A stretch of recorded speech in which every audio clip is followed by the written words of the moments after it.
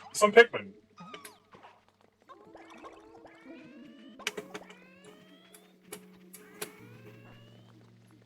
Was that the only, that wasn't the only, multi-candy bulb flower thing, or was it? Or, I don't know.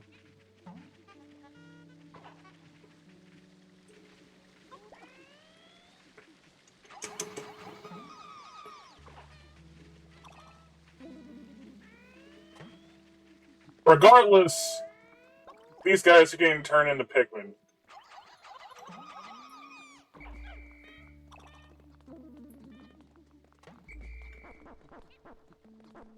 Ooh, Chad, I just realized.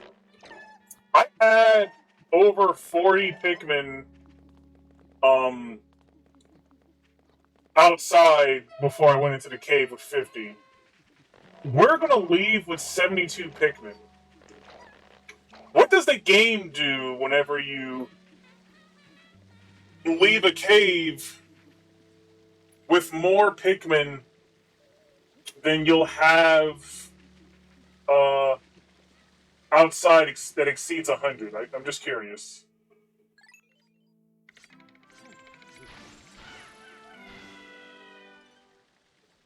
Will the Pikmin just kind of go into the onion? Will they die? What happens?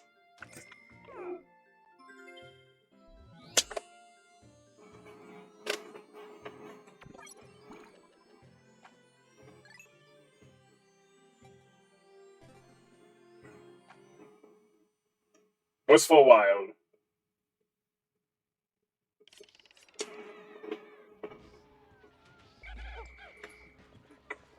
So I have 55.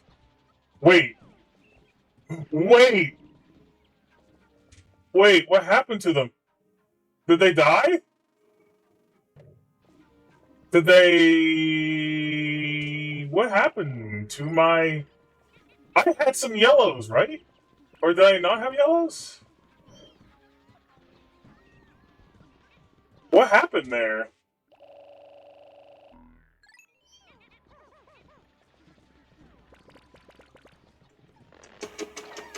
I don't know what happened.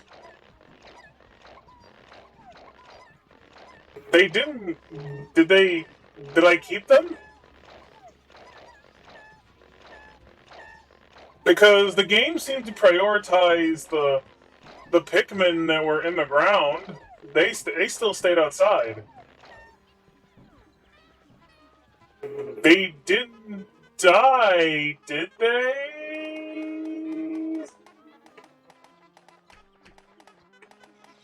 I honestly have no idea, chat. I'm just kind of baffled by what happened just now.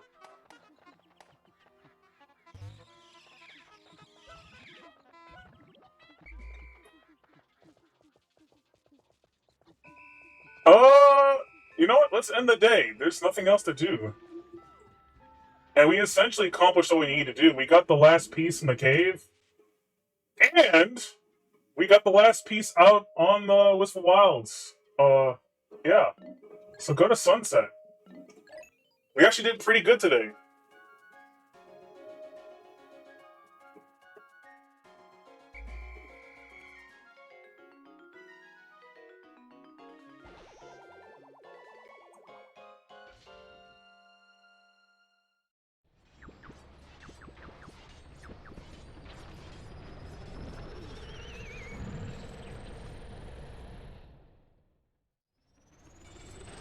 Today's report.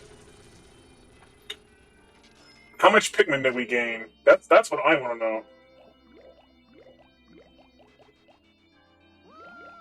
Nice! We have over 1,000 Pikmin.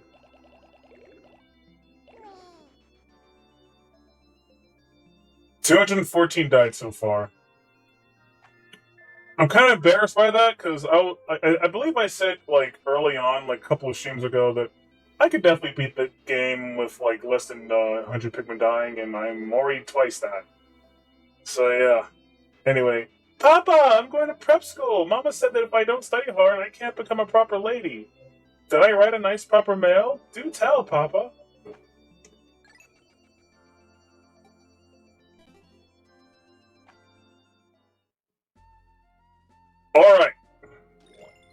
We are on day 21, and the only cave left in Wistful Wild is the Dream Den, which will be done at a later time, because it's time to end the stream. And also, even before we do Dream Den, we need to go to Perplexing Pool, get the rest of the treasure above ground, and then do Submerged Castle.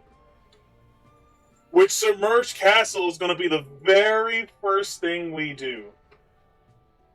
So prepare yourselves for next Thursday when I go to Submerged Castle. It's gonna be a rough one, I think, because Submerged Castle is a very rough dungeon. But I can do it because I'm an epic gamer. No, goddamn A button! No! Stop! Stop it! I'm in the game. To the chat screen. Ha! Anyway, chat. Thank you all for stopping by to give me a watch as I read The Lives and Pains of Eminent Philosophers. And I got to read about Socrates, and then you get to see me play a little bit of Pikmin too. And by the way, tomorrow, chat, as per usual on the indie game stream days, I'll be playing a Hollow Knight! And I'll be exploring more of the unknown in Hollow Nest. And then, of course, on Saturday, I'll be playing some more Nier Automata and destroying innocent robots. Dastardly robots who are all evil. Yes. I am the good one. Indeed, I am. But yes, chat, come tomorrow, and the streams will begin at 7 p.m. Eastern Time. See you then, chat. See you then. DingusTheStrix, signing off.